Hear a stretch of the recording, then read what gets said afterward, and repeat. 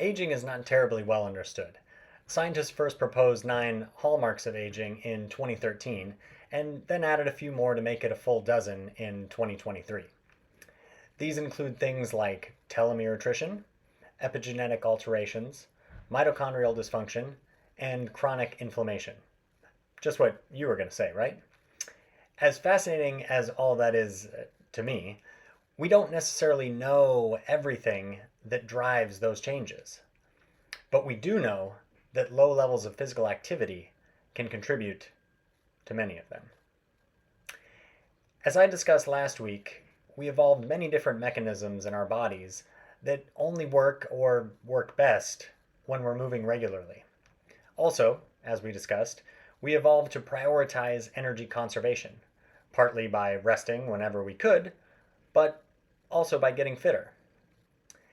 To anthropomorphize a little, evolution had to make a choice when it came to humans.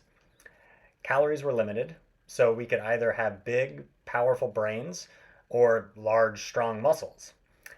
Evolution chose brains over brawn, which clearly, from a species survival point of view, was the right choice. There are humans all over the dang place now. But we're not nearly as strong as some of our primate cousins. I was at the Lincoln Park Zoo in Chicago a couple of years ago with my nieces, and we visited the primate enclosure, which included an area for western lowland gorillas, who are sadly critically endangered. The western lowland gorillas are apparently considered the smallest gorillas, but males can still reach 6 feet tall and weigh between 300 and 500 pounds. Seeing them up close was astounding. One of the males was running back and forth across the habitat. They're surprisingly quick. It wouldn't be hard to imagine one of them tossing aside even the strongest of NFL linebackers. They're just so much stronger than we are. And that's because evolution decided they should be big and strong. Humans, on the other hand, have to work incredibly hard over years to build large amounts of muscle and strength, develop high levels of aerobic fitness or great flexibility, etc.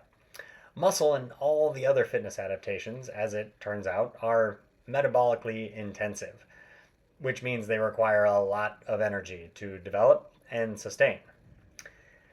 Those adaptations also, much to the chagrin of people everywhere, require consistent effort and attention. If you see an incredibly muscular or aerobically fit individual, the chances are very high that they have recently done a dedicated training session. Otherwise, in an effort to conserve energy, their body would start unwinding some of those adaptations. Now, that doesn't mean that you need to constantly work out, of course, or, God forbid, go hard every day. Your body needs time to absorb and adapt to any stress you put on it. And yes, movement and exercise are stressors. But if your goal is to gain fitness, whether strength, aerobic efficiency, flexibility, you will gradually need to increase the amount of work you're doing over time. This concept is called progressive overload, and it's an important concept to understand if you're hoping to gain fitness.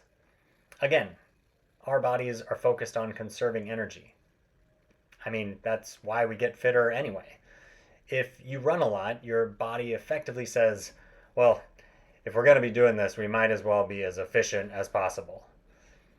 If our bodies didn't adapt to become more efficient, we wouldn't see any improvements in our fitness. In practice, when we get fitter, the level of effort required to, say, run an 11-minute mile is now the level of effort required to run a 10-minute mile, and so on. That's why, even running my best 5K pace, which was pretty quick, I still couldn't hope to keep up with Sebastian Sawe, Sunday's winner of the London Marathon and new world record holder, running his pace for a marathon. He's just that much faster and fitter than I ever was, alas. Okay, the rest of this one is for paid subscribers. I get into what I'm calling progressive underloading, why it's basically the mechanism behind aging, and what you can actually do about it. I'm also starting something new for paid subscribers called One Thing, one focused recommendation each week to help you move the needle on your health. And all of that is $8 a month. The link is in the comments. Thank you.